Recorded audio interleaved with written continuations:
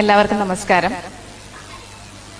ഒരു ഓൺലൈൻ ക്ലാസ്സിന്റെ ഒരു അവസ്ഥ എന്ന് പറയുന്നത് കോവിഡിന്റെ സമയം മുതൽ ഞാൻ നേരിട്ട് കണ്ടിട്ടുള്ളതാണ്. ഞാൻ വെറ്റിനറി കോളേജ് അസിസ്റ്റന്റ് പ്രൊഫസറാണ്, ഒരു വെറ്റിനറി ഡോക്ടറാണ്.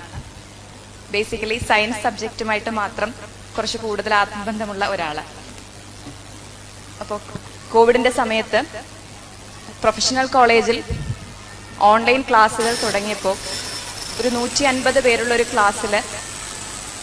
ക്ലാസ് എടുത്ത് അതിൻ്റെ തുടക്ക സമയത്ത് ഒരുപക്ഷെ അവർ വലിയ കുട്ടികളായതുകൊണ്ടായിരിക്കാം, അല്ലെങ്കിൽ +2 കഴിഞ്ഞ കുട്ടികളായതുകൊണ്ടായിരിക്കാം, അന്ന് ക്ലാസ് എടുത്തപ്പോൾ അതിൻ്റെ ഒരു സാധ്യത, അല്ലെങ്കിൽ ഒരുപക്ഷെ പ്രൊഫഷണൽ ആയതുകൊണ്ടായിരിക്കാം, അതിനോട് ഒട്ടും താല്പര്യമില്ലാത്ത ഒരാളായിരുന്നു ഞാൻ. നേരിട്ട് ക്ലാസ് എടുക്കുന്നതിനോട് താല്പര്യമുള്ള ഒരാൾ. എനിക്ക് 4 വയസ്സുള്ളൊരു കുട്ടിയാണ്, ഇഷ. ഞാനും മോളും മാത്രമാണ് താമസിക്കുന്നത്. എൻ്റെ ഹസ്ബൻഡ് സയൻറ്റിസ്റ്റാണ്, NIB പൂനെയിലാണ്. അപ്പോൾ ആ ഒരു സമയത്ത് വെക്കേഷൻ ടൈമിൽ എങ്ങനെയെങ്കിലും മോളെ ഒന്ന് എൻഗേജ് ചെയ്യിപ്പിക്കണം. അങ്ങനെയാണ് ലോല മാമിൻ്റെ ഈ അബാക്കസിൽ ജോയിൻ ചെയ്യുന്നത്. അപ്പോൾ കുറച്ച് സമയം മോളെ എങ്ങനെയെങ്കിലും ഒന്ന് എൻഗേജ് ചെയ്യിപ്പിക്കുക, അത് മാത്രമായിരുന്നു എൻ്റെ ഉദ്ദേശം.